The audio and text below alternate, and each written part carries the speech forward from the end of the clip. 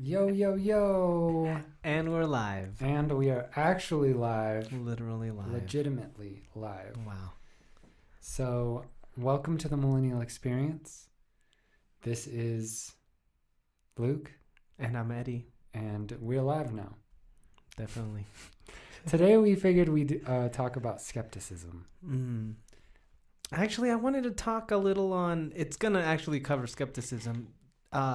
Have you ever noticed, because this is something that I've been freaking itching to see if you've ever noticed it. You ever notice how people have a bad personal definition of evidence? Like as if they've never looked up or had the experience of evidence. You know, like, for example, sometimes religiously... looking at the trees and the mountains and the majesty of nature is supposed to be evidence of a creator. Well, I guess you would have to define evidence. Exactly. And you never know. Have you ever noticed how people are like, well, there's plenty of evidence to support it and stuff. It's kind of like in a courtroom, if someone was to come up and let's say it was a murder trial and someone were to be like, well, I saw this guy last Wednesday in that general area, like that's technically evidence, right? But it's not good evidence. And so there's a difference. Like technically evidence can be a lot of things. And you can have a mountain of really bad evidence that does not all equal up to really good evidence. So anecdotal evidence, for instance, I just don't find very compelling, and a court doesn't find it very compelling. So when you get into these types of discussions, I find particularly with religion, it's important to start by going, okay, like, here's what I mean by evidence. And you can go, okay, I mean, I guess that's technically evidence, but that doesn't mean it's good evidence. Right. And the other thing, too, with skepticism, our ability to question is heavily dependent on our own knowledge on how nature works, right? So if you don't have an understanding of how the natural world is just operating, you aren't gonna know what questions to ask whenever you may come upon like something that could trick you, right? And we're talking about just sort of your average person who may be exposed to crystals or the waving of a necklace to see if a child is male or female and stuff. And it was just interesting because in a little sentence of Carl Sagan's A Demon Haunted World, he had written there, you know, if you want to know the sex of your child, you can consult like one of those medallion readers, or you can have what do you call it, the x-ray done. And it's kind of like it's you know, when it comes to evidence, it's true, because if your mind did think that something could be determined with the swinging of that necklace, that's the kind of I think that's the kind of brain that's not gonna know what questions to ask about how it works, because that right there, if somebody just believes the swinging of the back and forth or left and right of that, they're not actually asking how is this working. Exactly, they're not asking. They're how going, it's working. this seems to be working, right? So I'm just gonna take it at face It's kind of value. like they and also like they just on the off chance happen to know that a handful of people where it was right, you know, it's a 50% chance, or even if they knew less people that got it right and more people got it wrong, they might still think that there's some form of certainty there. And when it comes to being certain, I think like science, nothing comes close to determining things for sure. And I think that's why it's valuable to have even just the basics, the absolute basics of simple biology, not complicated at all. It's the fun stuff. Simple biology is the fun stuff. Simple chemistry, that's the interesting stuff. And simple physics, just so you know that the world around you is a regular place. There's no magic to it at all. Yeah. And I think those are really just an introduction to the basics of just questioning things. Just simply questioning things. Oh, and I just want to talk on math. Math is helpful because that, above all the other things, that's what helps you to recognize a pattern that's worthy of your attention, to say, oh, the statistics on this seem interesting. They're pretty overwhelming. And someone who thinks that 50 out of 50 is pretty good. Mm-hmm. You know, a 50% like chance. a coin flip. Yeah, a coin flip. That 50% chance is all right. Yeah. As far as being right or wrong. Yeah, that's the step that the step that people tend to jump over is the testing it step. Like the repeatable, testable step. That's where I notice with spirituality and religion, you can't even bring that up. Like, because if you're discussing religion with someone and you're like, well, I don't believe that is true because we can't test it. Right. There's no way for it to be demonstrably true or falsified. We cannot test this to see whether it's right or wrong. So for now, I'm just going to say, I don't know. And I wish you would too. Because you're taking that extra step to go, well, even though we can't test it or see whether or not it's actually true, I'm going to go ahead and believe it. For me, it seems almost like they take advantage that it's unprovable. Right. To go, oh, okay, so, so long as it can't be proved wrong, I think I'm pretty good on believing it. And it's like, that's the reverse of science. It's like you throw the things that don't work out.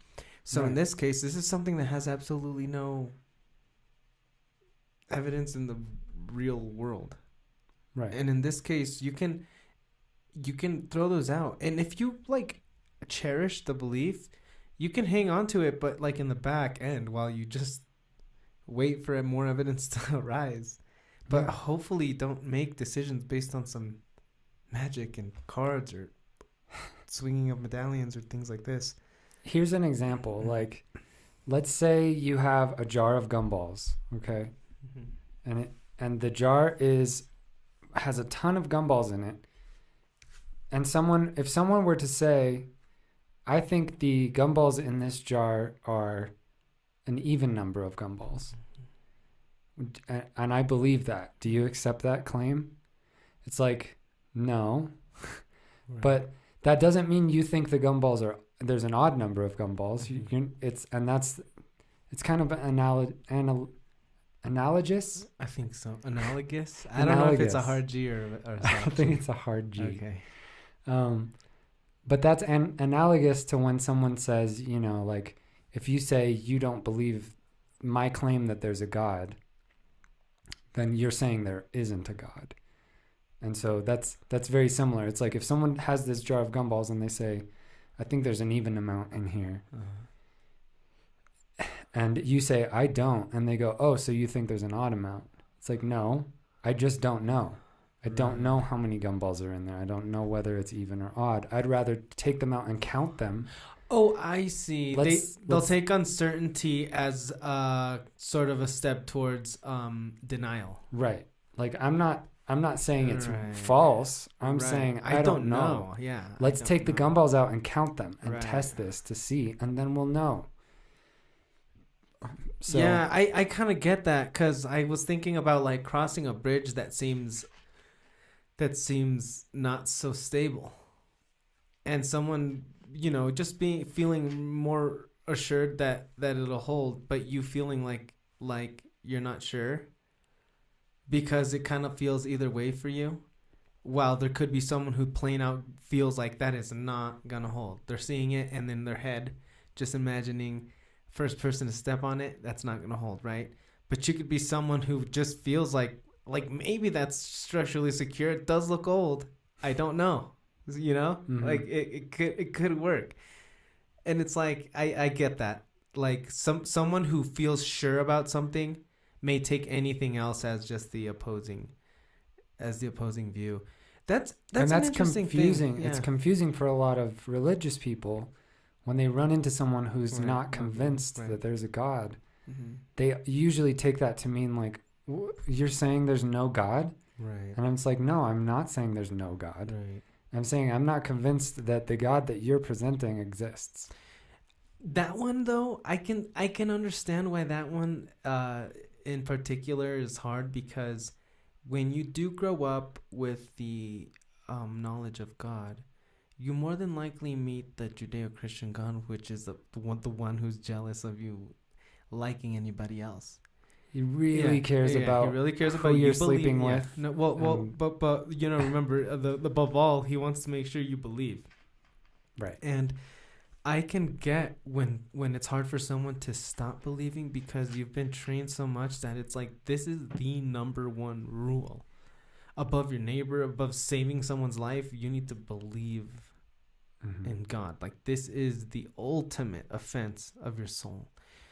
I think there's a lot of things you have to convince someone before the dogma in Christianity would start to work, and which includes that you have a soul that needs saving, and that any little tiny thing you do, like in the case of the religion I grew up in, celebrating Christmas, is supposed to be like an offense to send you to hell. That's you see, even if I decided that I wanted to have my own personal belief in God, I'd be going, yeah, I don't think God gives a fuck about that.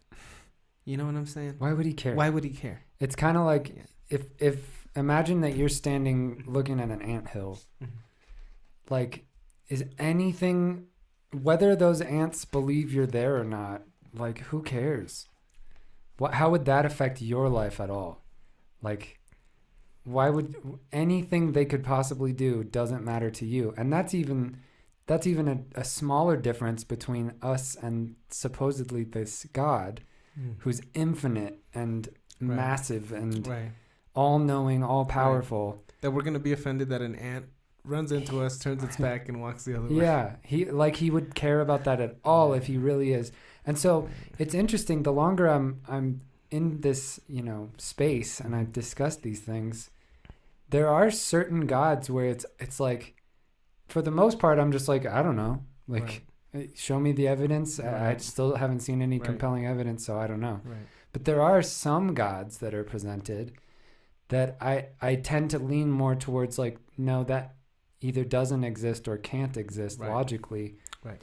And I think the Christian God, the longer I'm a part of this space, seems to fit into that category for me, where it's like, I can pretty clearly say that God can't exist and doesn't exist, because the way that God is presented to me oftentimes is all powerful, Mm-hmm. all knowing, Mm-hmm. and all loving. Mm-hmm. And Right. those three things together make up a logical contradiction. It cannot exist. Mm-hmm. Not with the world the way that it is Right. now. Right. Because if they're all powerful, it means they can do anything. Mm-hmm. They can create a world that exists where there's no children with bone cancer, for instance. No murder, no rape. Mm-hmm. If they were all loving and all powerful Mm-hmm. and all knowing, they would have the ability to create, and they would create a world where there was no children with bone cancer. So to me, it's like that right there shows that the God that is being presented doesn't exist. Because if he was all loving, he would just make a world where there was no bone cancer for children. Right. And if he's capable of doing that, he would do it. So, There's a lot of it. Doesn't it seem like, because you and I kind of grew up in with Christian backgrounds. Doesn't it seem like it would all seem pretty straightforward if it weren't for the fact that there's a couple of things you have to. There's a couple of things you have to believe for any of this to be worth believing in, right? For example,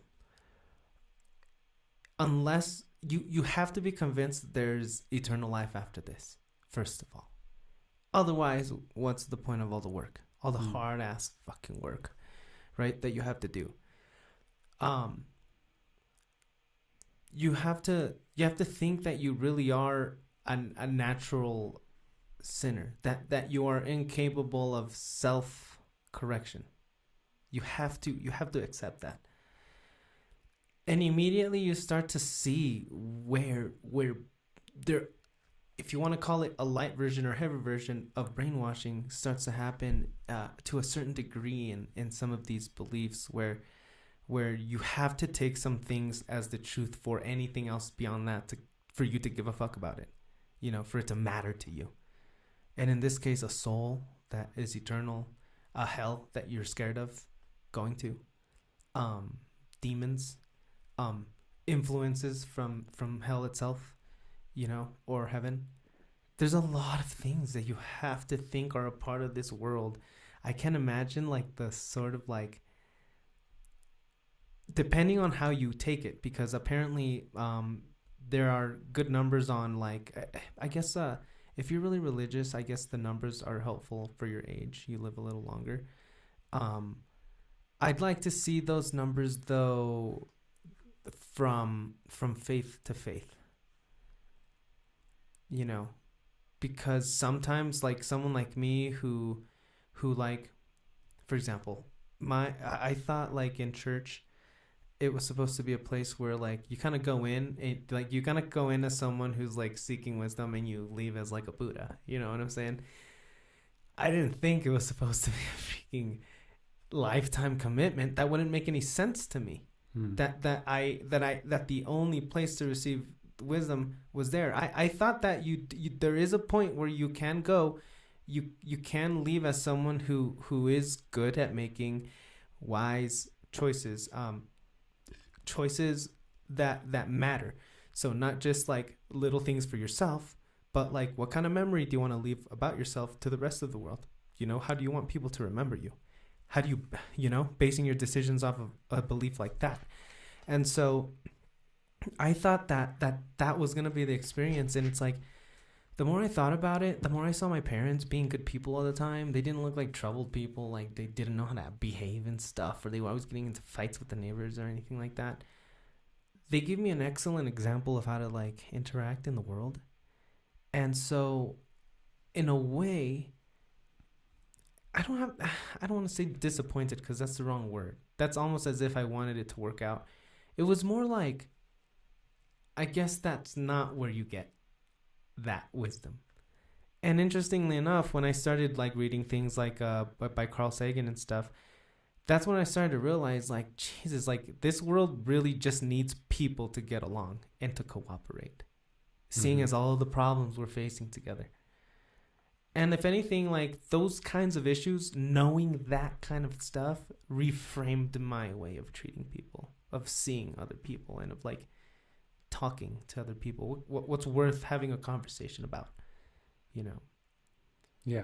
I don't know how it was for you. Like what your expectation was out of like church, I guess, when you were going. I don't know. I mean, it was so deeply ingrained in me as a person, just because I didn't just get to go to church and then leave church. It's like when your dad is the pastor, it's kind of like you're always at church.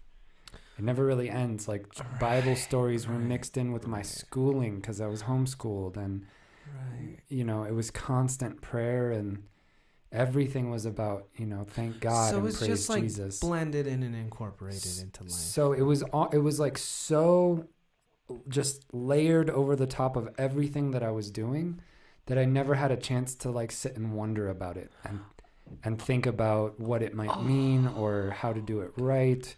It was just so heavily layered on top of and mixed into everything I was doing that I can't, like, thinking back on it, I can't remember a time when I was like really passionately like religious, because it was just kind of part of who I was, and it was just always there. Like I'm sure there were periods where I felt like I actually had like a relationship with God, and I would get emotional and I would pray and really believe and things like that. But it wasn't like I had those bigger questions. I kind of just felt like it was just a part of me, That's interesting, because like after I stopped being religious, I went through like the whole spiritual phase, but the metaphysical spirituality phase. And then I started departing that. I started realizing it really is hard to question if you don't know that there's anything to question. And I like what you were saying, that's kind of like when I see it's kind of like crap. You really just let things happen as they go. And like now when I think about it more and more, media, holy crap, there's some serious influences as a child. Like the importance now of things like educational TV, like things like Arthur that you could like, consider domestic issues, when if in case you didn't really have the most ideal parents, not that you had bad parents, just the kind of parents who weren't equipped to like tackle a certain child issue. You had good media like that, but then you also have the media that like really doesn't help. And if you're someone who is easily influenced, a show like Cops is not gonna help. Mm-mm. It's not gonna help the way that they do it. Lots of other things. I would say that a show like Teen Mom or like 16 and Pregnant had the potential to be educational, and instead it was just turned drama. Into a circus. Yeah, it was turned into a circus. And in a way, I would say it could almost influence someone not giving a fuck about getting pregnant, depending on who you are. Yeah, it's like it almost like, gives this perception of like I could maybe be famous and be on TV. I could be on MTV if I get pregnant. Hopefully not. But like that's one of the things that like that what you said made me think about, like that there does need to be a seed in you when you're little, planted of just skepticism, all of it, because only then when you start to form like the way that it works. But the other thing too is evidence. Like you need to make sure that you're not holding a worldview that you're sort of leaning on. You're like, man, the chances, like for example, aliens, like the kind of people who really hope aliens are real are the kinds of people who have to reach in for extra skeptical reserves. Yeah. About the things they really want to be true. And it's amazing. I try to like put myself back in that headspace. Like when we're ever talking to a friend that's like convinced that aliens are real because they've seen UFOs on TV or something. Right. It just, I try to put myself back because I used to think that way. Mm-hmm. And it's almost easy to just say, oh, well, of course, aliens came down and they disappeared. They're gone, but they left this. And isn't it convenient that those types of like stories, and it's all unfalsifiable. Like they don't come up with this way of like, we could test it in this way and this is how it could be shown to be wrong. Mm-hmm. But instead it's just like, no, I'm pretty like that's the only thing I can think of, so it must be the answer, which is a fallacy. Right. It's an argument from ignorance. I'd actually recently heard that are you familiar with the show Ancient Aliens? Mm-hmm. I recently heard that I think it was on a TED Talk that some of those explanations they have where aliens helped like build the pyramids, they can actually contribute to racism, because they never attribute that help to like the Roman Colosseum or any of those European constructs. Mm-hmm. I think Stonehenge is included, but normally it's just attributed to some of those like native pyramid building civilizations. It's like, well, they couldn't have done it. Yeah. But yeah, exactly. Yeah. But if you're in Rome or Greece, you could. Right. You could do it yourself. Have you seen the most recent videos that I think it was another Navy personnel? I think the pyramid UFOs. I haven't seen that one. I'd love to see the images. Well, we should watch it after this. We should watch it after this. Yeah. It's pretty crazy. Yeah. And the government released these again and was like, these are 100% real. I'd love to know if there's any videos of an astrophysicist commenting on them, because I would have loved to know what Carl Sagan would have said about him, because he himself, since he worked for NASA, since he had all the access to all those files and stuff, it was the reason he could like write about Area 51 weather balloon thing that people thought was a UFO and stuff like that. I'd love to see any expert that has to do with space, or planetary, I guess, would help too. Yeah. But something with a lot of, I guess at least mathematics. I'm guessing these days, if Carl Sagan had seen these, he would have been like, "That's fascinating." Yeah, he would have said that's fascinating, and it I- deserves like, further investigation. Yeah, like let's keep looking Yeah, into let's keep this because looking that's into this. really cool. Yeah, And it's also really scary because it's like, if someone on this planet has that kind of technology and we have no idea how it's even physically possible, Mm-hmm. that's when it's like, oh man, we might be screwed. Mm-hmm. Like whoever, if this is some other nation that is hostile towards us and they have ships that can do this, we might be screwed in any kind of combat situation in the sky. So, but these ships are like pyramid shaped, and they were all hovering around this like battleship. Oh shit! This huge battleship, and one of the pilots was filming in infrared into the sky, Okay. and they like come in and out of like existence almost. It's like when they turn at a certain angle, they become invisible to even the infrared cameras, and then when it hits the lighting just right, they'll pop back in. But they're like perfect pyramids that are just able to move like in any direction very quickly. Interesting. And yeah, we should watch the video after this. Yeah, we'll watch because the video. it's always so strange to me when now we live in this time when the government releases these and says this is real. These UFOs, we don't know what they are, but this footage is verifiably real. We didn't doctor this.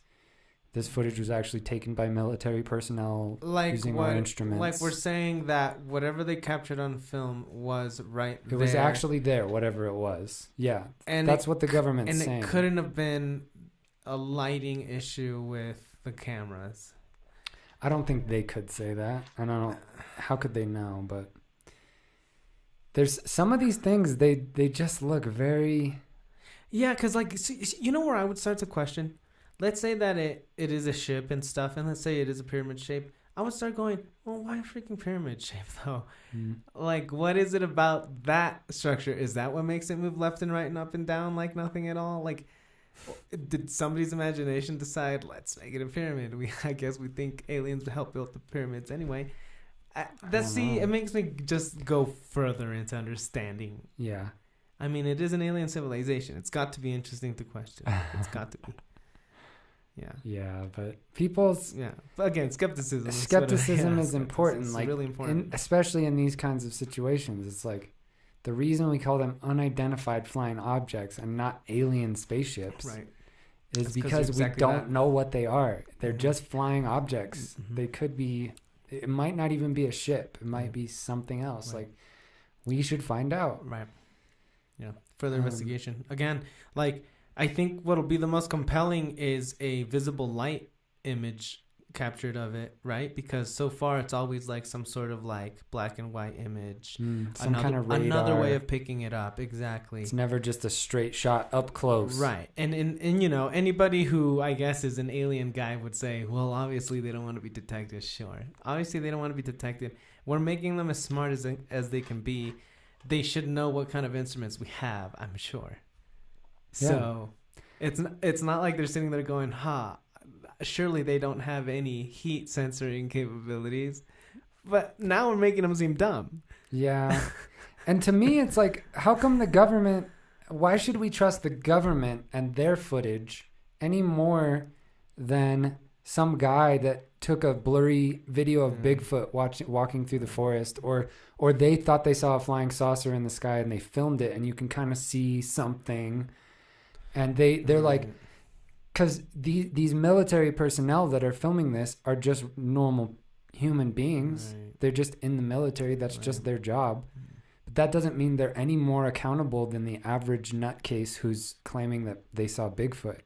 It's like, to me, it's like, oh, the government saying this? That means someone in the government brought this footage forward.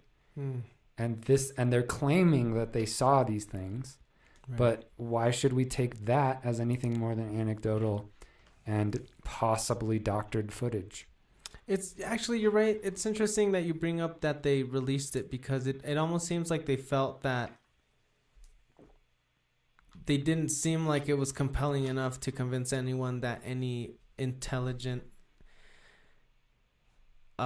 extraterrestrial civilization with high technology has crossed space and time and found this planet by chance, right?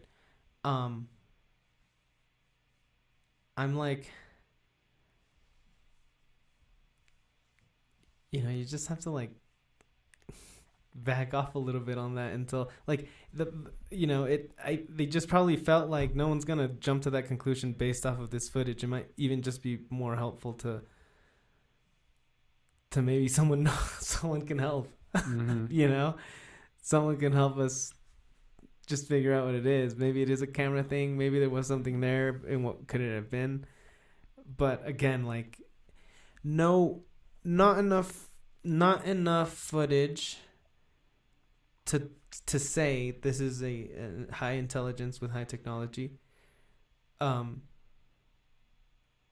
also with all the claims, so many ships, like we got to know where they're coming from. Like we have the space around here tracked, asteroids and stuff, meteors, all these little. And that's why these objects. things, allegedly, that's why these things are so perplexing, because they can like drop in and out of our radar's Right. ability to see them. Right. So if that technology does exist, that's the scary part, Right. is that they were able to make it into our airspace without ever being picked up by any observable radars, any type of measurement. They're just suddenly there, which means they may have some kind of technology on board that blocks out radar's ability to read their position, or maybe they're traveling interdimensionally and they popped like out of a portal right there. Like, who knows how they be. I think the ability to dodge our radar is more likely than that. But who knows, man? If the sky's the limit for wondering right now. Right now with that footage, I think, especially since, I think, like I said, I think it's gonna get the most compelling when you get something like the Sixth Sense scene. Yeah, that's what I'm saying. Yeah, I think that's when people are going to their jaws are going to hit the floor and leave a huge crater. Or, it'd be nice if they would just land and come out and talk to us on the news. They just stand at the podium and they're like, "What's up? We're here. We're from this star system," and like, that'd be nice. It'd be interesting if this was an attempt to unite humans, right? Like, this is the threat that you would want to get everyone involved in. Yeah, they should make it much more clear and obvious if they want that to happen. It's all smoke and mirrors skepticism, right? Like, and the ability to question. And again, luckily, we live in an age with airplanes where something like, okay, maybe there is high technology that lets you just go in and out of the atmosphere without so much as a rocket blast at all. Which makes me think, like, then this has got to be an understanding of gravity or propulsion that we don't know, right? Either way, they have a better understanding of nature than we do.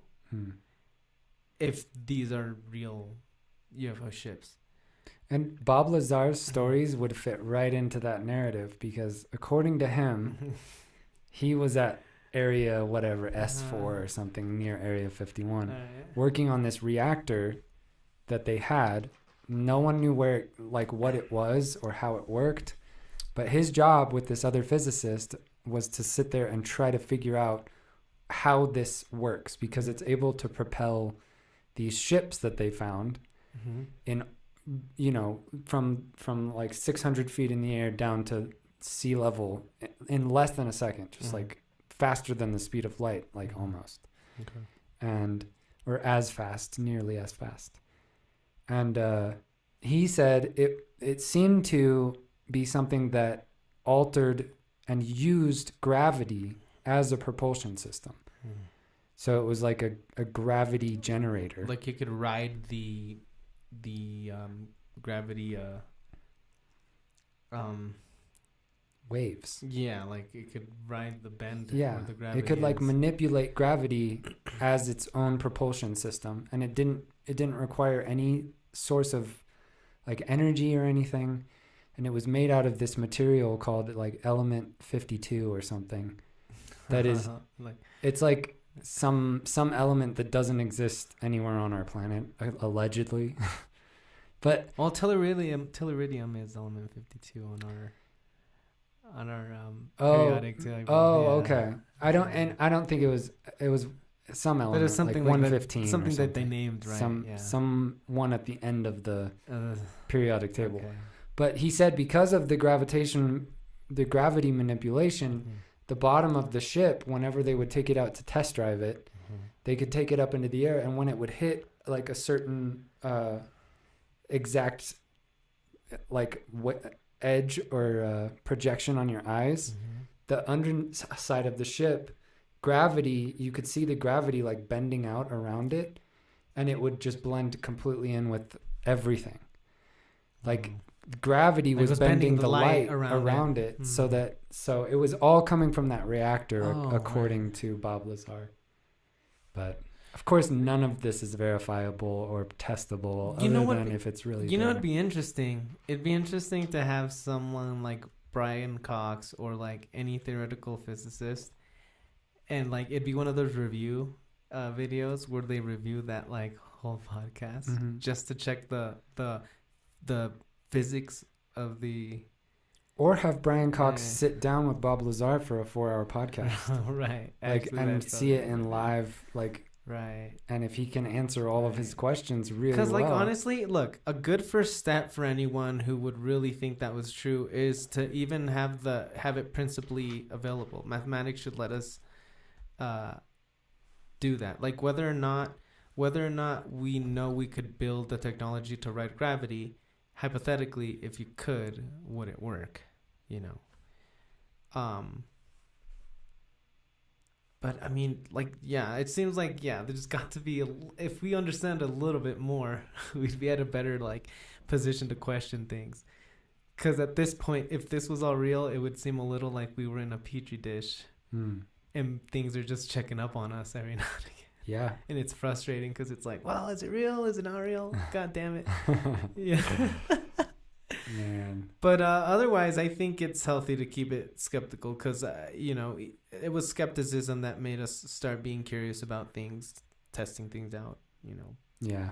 And that's why, for me, that's the kind of evidence that I find compelling, and where I think the word truth, like this is what is true, actually can be pretty close to accurate. Like you can almost know something if you're able to test it, and it always comes out that way, and you can determine why based on variables that you throw into the test and how.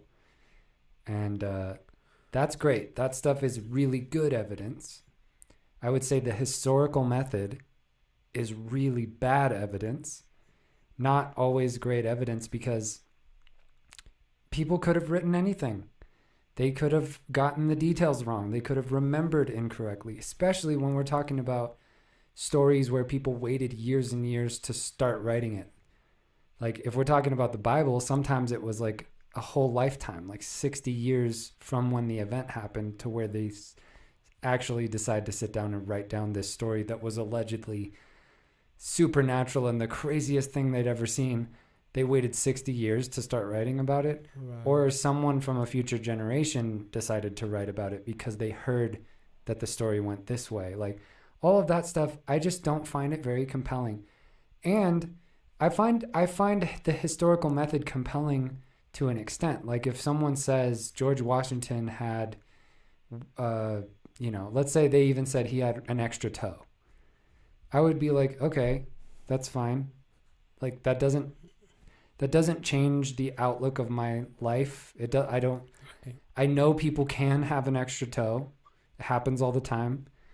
So those things are not outside of the realm of possibility, and it wouldn't change my life or anyone else's life if that was true.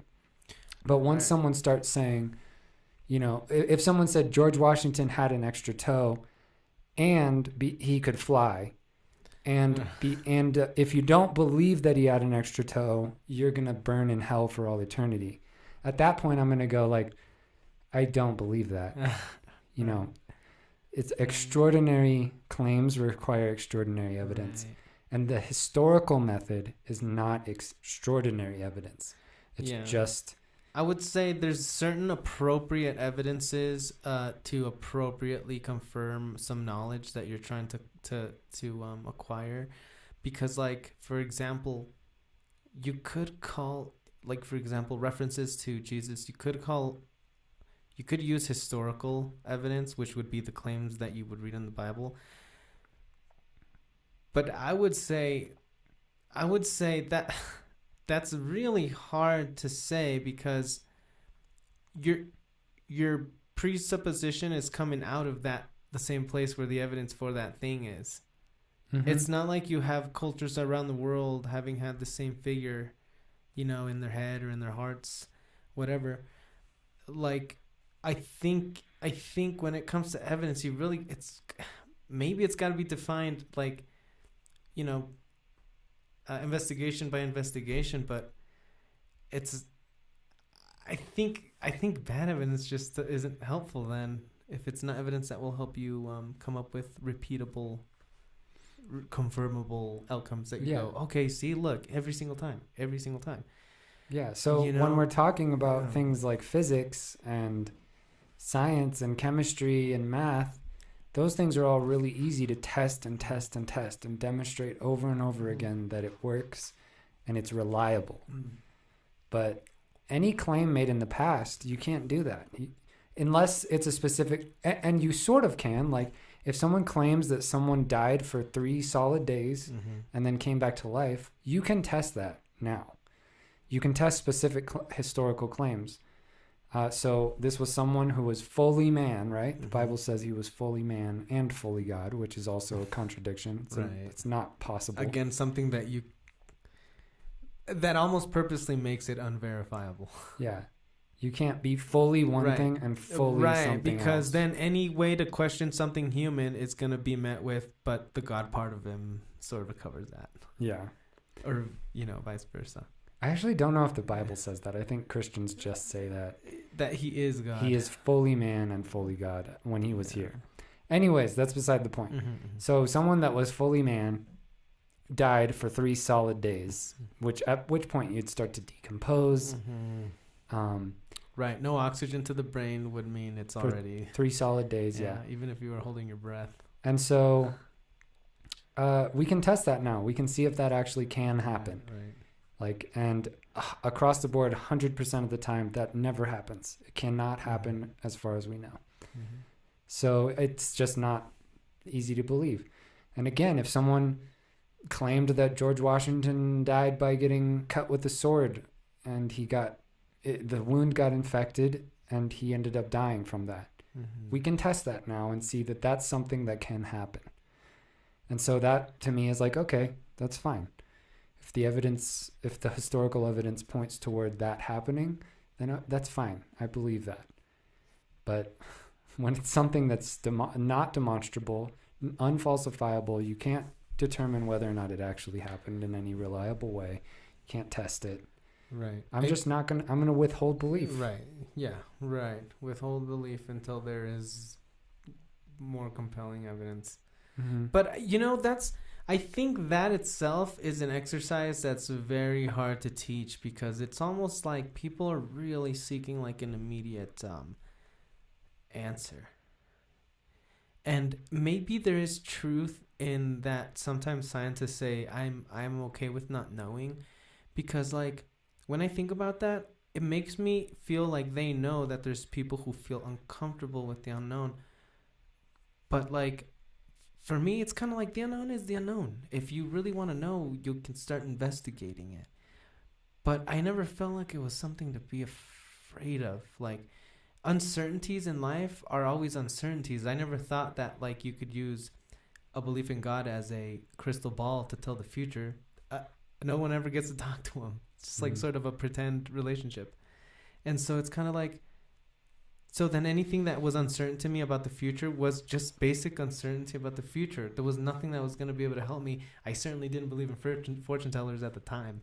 So, like, that's just, I guess, in a way, like, so long as you haven't been convinced that there's answers to seek from something that you want to know, like something unknown, like the future or something, or what somebody's thinking, it's true.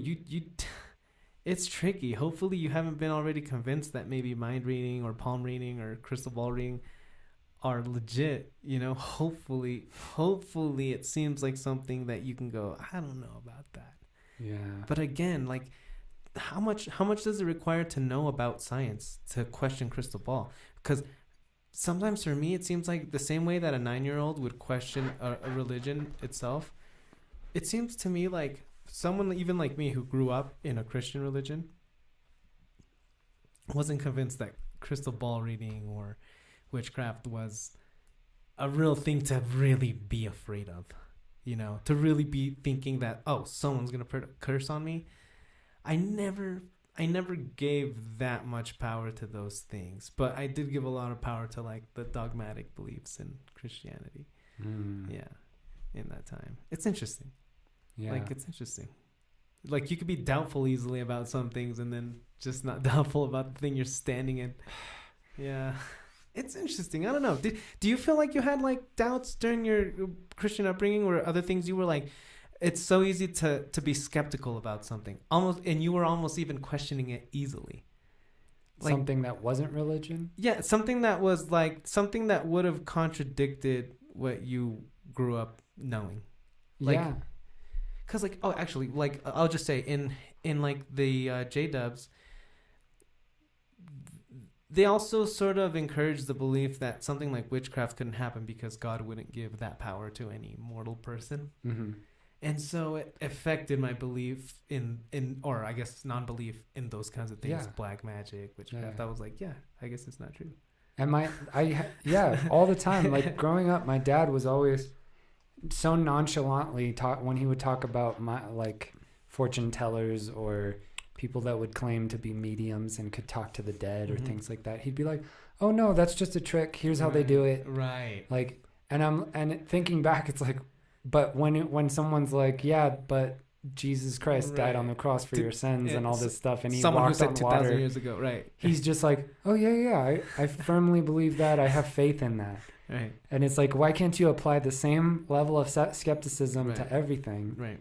Instead of having a special case where you suddenly don't. Steps of questioning, because that's the one thing that I remember reading. It's like, people in their daily lives practice skepticism, or at least evidence finding, all the time. And one of the best examples is your paychecks. You know, you become a fucking detective if you think you're missing a freaking single dollar, you know? And all of a sudden you can know how to do all this math, and all of a sudden you can go back 2 weeks. You know what I'm saying? So people have the ability to put in the work to question the things. And I think that's an interesting point, because that's just like me. It was kind of like, it was really easy for me to go, oh yeah, they're just a bunch of tricksters, you know? This is how they do it. It's just mind tricks and stuff. And it's like, man, it's so easy. As you're pulling out your $10 bill to put into the tithe. Exactly. And I think that's such an interesting phenomena in our human brains right now in this society, because for me, getting to the level of good questioning, I have felt sort of just much better, because that level of questioning can also save like a life.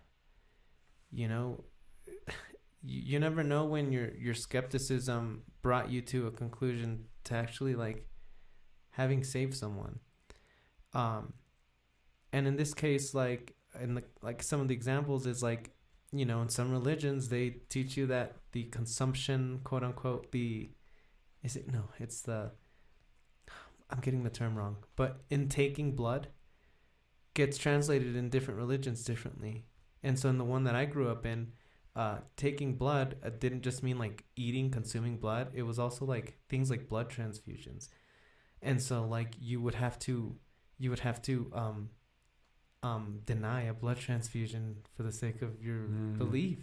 Yeah. And so I'm like, dude, again, this is where questioning things comes in. is it is it worth it? Like, is believing that there is an afterlife worth going ahead and dying because they've told you that this world is rags and dirt? Yeah, and it's like the thing for me is like prayer. No one's skeptical about prayer.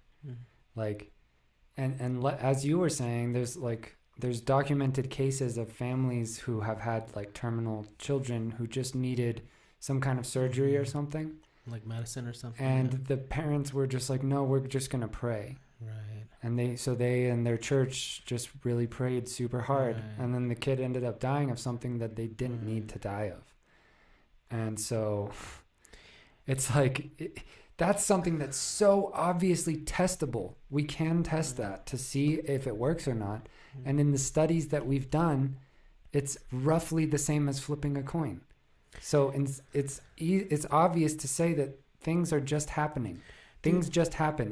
The prayer is not going to affect it. It's crazy the level of faith you have to have that the prayer should work, or that you'd rather just have their faith be put in the hands of God. Because like, when I think of my parents, like my parents were pretty good people and pretty good Bible students as far as the church went.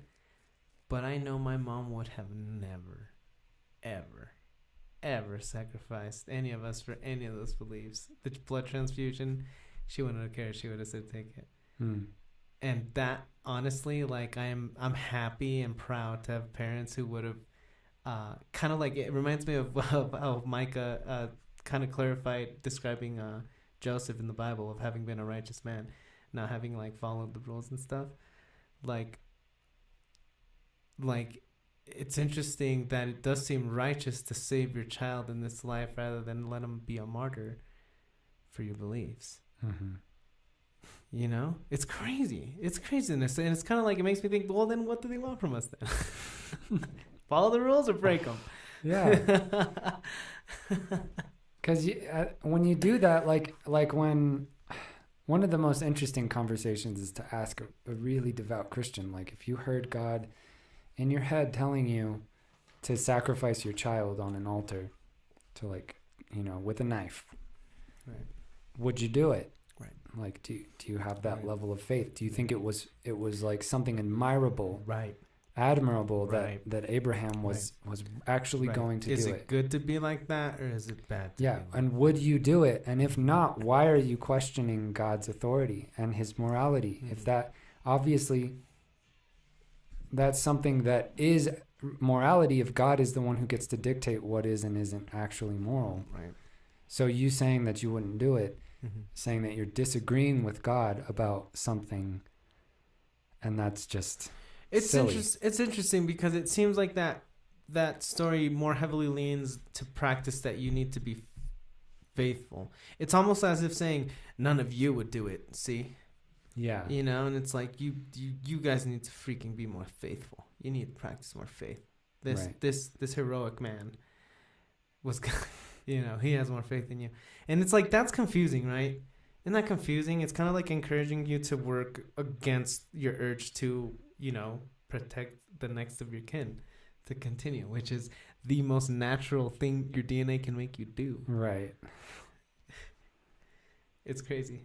It's crazy. So, but yeah, again, skepticism. Maybe wake up and be like, that dream seemed a little weird. Maybe I was drinking too much wine last night. Yeah. Or, dreams are weird. Weird things happens in dreams. Wow, that was a weird dream. Right. I'll leave it at that.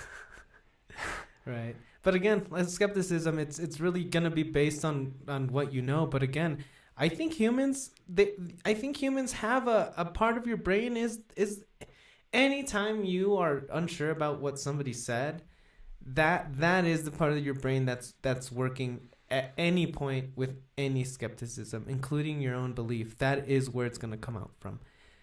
Just like that. It's just a matter of like practicing it on all things. But it's like, that's the best way to like really sort of, if you want some good direction on most things in your life, including science where it's verified a lot of things, then evidence is a good way for you to kind of start learning on where you just follow where life will take you, what decisions you make. You know, what do the numbers say? You know, what do I want to do based on these numbers? So luckily, science doesn't push you around and force you to do things. It shows you the information. It still allows you to have free will and choose what you want to do. It's quite nice. Yeah. It won't guilt trip you into anything. No hell, no heaven. Anyways, we'll go ahead and end on that. Everybody, try your best to make sure you have a really good tool belt of tools that you use to determine when something is true or false, or what is and what isn't real. Maybe try to see if you can test it, and if it's repeatable and demonstrable, then at that point, I think it's appropriate to go ahead and believe that thing is true. Especially if a person is telling you it, if they really do know what's going on, they should have no problem in convincing you and having you understand. Not having you have to believe them, but them explaining it to you to a point where you're like, okay, that feels good. That makes my brain feel better. And look out for logical fallacies. It's so easy to fall prey. I'm sure I do it all the time without noticing, but look out. Make sure you're not. Make sure that whatever argument you're using can also be used with anything else, and it'll still add up. Like, for instance, the argument from ignorance. When you say, well, this is the only thing I can think of, therefore I'm going to go ahead and believe it. Like, it's the only thing that makes sense to me, or the only thing I can think of that's possible. So therefore it must be true. That across the board doesn't work to determine when something's true. So you got to throw out that tool and look for a better one. Actually, that'd be an interesting thing to cover next one. Logical fallacies. Like, grab like ones that you hear all the time on the internet or on news or by politicians, and we can just like throw out a ton of examples. Okay. Of how bad they are. All right. Next episode, logical fallacies. Logical fallacies.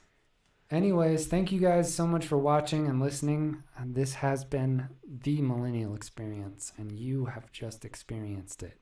Nice. Boom, everybody. Hope you have a great day. Peace out. Peace.